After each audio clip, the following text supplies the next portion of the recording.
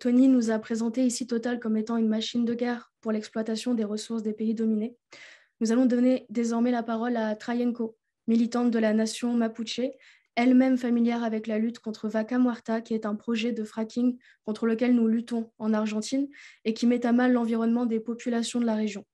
Le cas de Vaca Muerta et la prise de parole de Trayenko et plus tard celle de Landrine Interetse nous permettront d'aborder les sujets du colonialisme, du droit à l'autodétermination des populations touchées et de la criminalisation de la résistance face au projet climaticide de Total.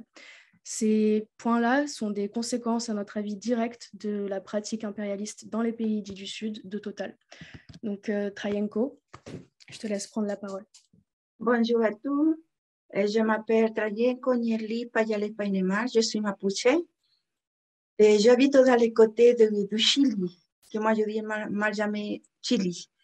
Nous, on est à côté Chili en Argentine, mais nous, on n'est pas ni chiliens ni argentins, on est mapuche. Et ma nation, on est à peu près 15 à 16 000 ans sur la terre. Il y a à peu près déjà ces 200 ans, elle lutte avec le gouvernement chilien argentin. Et aussi avec l'entreprise, les colons qui sont arrivés au Chili depuis quelques temps, lesquels qui ont pris des terrains de nous en volant. Ils ont volé les terrains, ils ont commencé à profiter. Dans les côtés d'Argentine, qui pour moi c'est Puel Mapu, là il y a l'entreprise totale, mais en plus 20 entreprises plus, mais là sont pénibles parce qu'eux ils sont en train de chercher le pétrole et le gaz, mais on est en train de détruire la terre.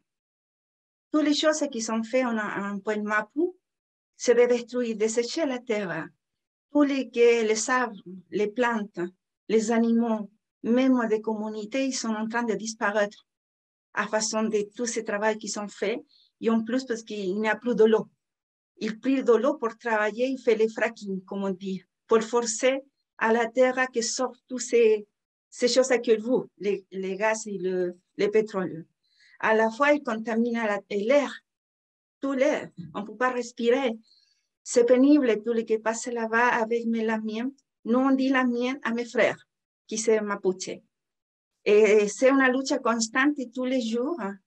Et comme cette entreprise totale, ils sont presque tout tués, il n'y a pas de travail, on ne peut pas planter, de faire, comme on dit, le potage, on ne peut faire rien. Et les Mapuches qui habitent là-bas en Puel Mapu, côté de Total, Vaca Muerta, ils sont obligés de travailler avec la même entreprise. Mais à la fois, cette entreprise ne leur donne pas la sécurité à ses travailleurs. Alors, on a beaucoup, à peu près 20 personnes qui sont décédées, contaminées avec les chimiques qu'eux utilisent pour sortir et faire des plein de choses. Hein.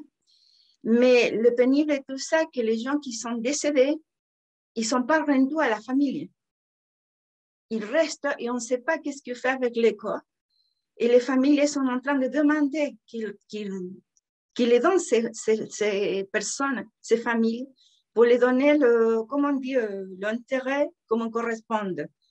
Mais ils ne le donnent pas, parce que c'est bien qu'il a donné quelques corps, la famille va demander l'autopsie. Avec l'autopsie, il va savoir qu'est-ce qui s'est passé et toutes les choses qui sont prises dans les corps. Pour le côté de Puel Mapu, qui c'est au Chili, on a l'interprise forestale qui plante l'eucalypte. Il sort tous nos arbres natifs de la racine et après, elle plante l'eucalyptus. Pourquoi? Parce que chez nous, vous plantez un eucalypte et moins d'un an, et l'eucalypte déjà est grand. Alors, l'eucalypte pour nous, c'est le cancer pour la terre. Et tout aussi la terre, mais pas comme en Puel Mapu. Parce qu'en Puel Mapu, la terre est morte. C'est sèche et mort. Jamais encore pour planter rien là-bas. Cependant que nous, en Puel Mapu, nous, on sort tous les eucalyptes. Il faut attendre 30 ans à 40 ans pour les donner la vie encore. Et pour vivre la terre. Elle revient de l'eau, elle revient les plantes, sinon on les garde. Nous, comme Mapuche, on a comme on dit, déjà c'est toute la vie qu'on lutte. avec le gouvernement et les entreprises. En ce moment-là, on a 58 prisonniers politiques mapuche qui sont, eux, ils étaient prisonniers pour garder l'eau, la rivière, la forêt. Et on a 22 lamiens qui sont assassinés, sont tués pour la même raison, pour garder. Et tous sont presque à peu près de 20 ans, 24 ans. Aucun passe le 30 ans. Et maintenant, déjà, quelques semaines, ils ont tué un autre garçon qui avait 22 ans. Et pour la même façon, pour garder la terre, pour dire non, pour sortir à la rue et dire arrêtez-vous, parce qu'on a besoin de la terre, on a besoin des plantes. Nous, comme Mapuche, on vit de la terre. Nous, on a besoin de médicaments, on a besoin de l'eau, parce que de l'eau pour nous, c'est tellement important pour toutes les personnes. Alors, la lutte, c'est ça. Comment on fait maintenant? Les entreprises, comme on a beaucoup d'argent, ils ont demandé à les militaires de sortir et garder ce terrain à eux. Chacun qui parte a fait quelque chose, il le tue. En Argentine, en Chili, c'est pas ça pareil. Les militaires sont sortis et on a, avec tous, c'est comme armement. Ils sont les militaires, c'est l'aviation. Aussi, ils sont passés avec les sous-marins.